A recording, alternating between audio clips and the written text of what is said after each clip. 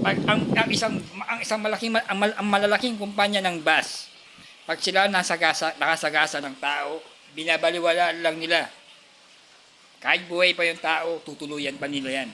Para malit lang ang babayaran.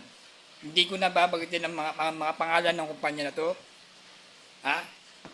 Isang bata, nasagasaan sa Longapo City. Diyan sa Barangay Kabalan, Old Kabalan. Diba may bata dyan na inararo ng bus? O, anong ginawa? Buhay pa yung bata, tinuloy ng bus. O, ganyan.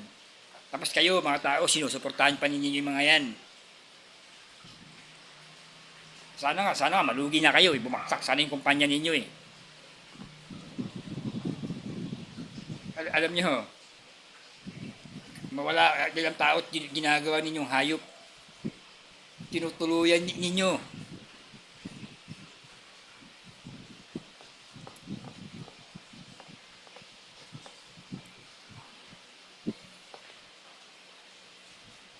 Wala kayong awa sa tao.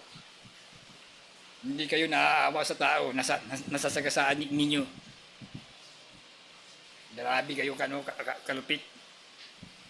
Pinapatayin pa ninyo, wala kayong pinipili, bata o matanda, basta nagasagasa ng bus, tinutuluyan ninyo.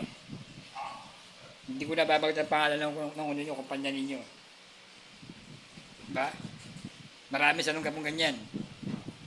May bata rin nagtitinda, nakakit ng bus na yan. Ang ginawa, tinuluyan nila. Pinatasan pa ng bus, pinatay pa nila. Ganyan kayo eh. Tandaan niyo yan.